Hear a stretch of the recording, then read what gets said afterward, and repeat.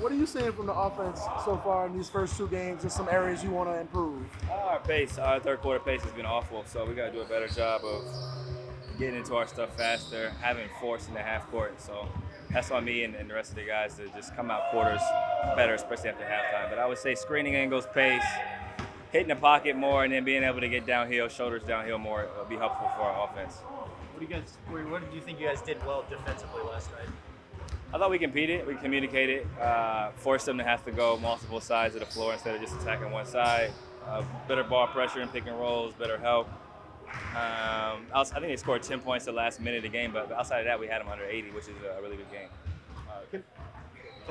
Can people talk enough about what Herb does defensively for you? And CJ, have you seen him maybe take a step or two even forward from what he's done in the past? I think he's just a smarter player. Each year he gets smarter, understanding angles, understanding how he can be great defensively. He's got a great motor. He's stronger.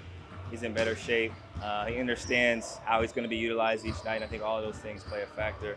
But he's great. You know, he works hard. He works on his game. He understands basketball, how he can be impactful, and how our team can be impactful. So I think he showed on the ball, off the ball, he's one of the best defenders in the NBA. There's been a huge amount of emphasis through training camp and or part of the season to get more threes up. And you yourself, a huge percent of your shots are coming from beyond the arc. Last night, Dereon mentioned that's not something you're ever going to really shy away from. So just how are you feeling about embracing that challenge of getting more threes up and just like what's that been doing to the offense? Yeah, I mean, with Trey out, obviously we're missing a guy who can shoot threes and make threes at a high volume. So for our spacing, understanding the first unit, we got to be able to shoot threes. I got to be able to shoot threes. I think I probably turned down 2 or 3 last night. I probably could have taken, but overall, I think based on the gravity those guys create, there's going to be opportunities. I'm gonna still shoot some middies, throughout the season as the game opens up and as the floor opens up. But I'm a good shooter. They set good screens, and I got to be able to knock them down. Speaking of good shooters, you've been able to play in some of those stagger bench units with Hawkins and Matt Ryan. Just what's it like playing with that amount of space on the floor? Just both for you to operate in terms of getting to the cup, but also at times you can feed JV in the post and help really can't come from places. I like space, so I'm always in favor of having space, being able to create, get downhill. Shooters space the floor. They run. Really, really good basketball players in terms of movement, pace, tempo, 0.5 mentality. So it's helpful. JV gets his touches, so I think we've been doing a pretty good job of mixing and matching and playing well together. One of the things we heard from Zion last night is, he's, I guess, really focused on, being consistent this season. He said, this is good that we won, but, the important thing is just, kind of stacking these together, stringing these together.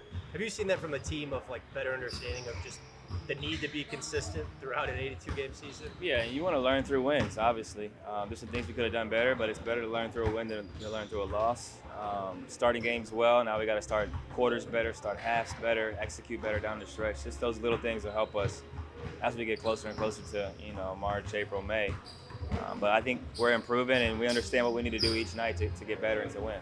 With Herb, have you ever seen anyone since you've been in the league that has the ability to block threes the way he does? It seems like that's rare in the NBA. And what is it about?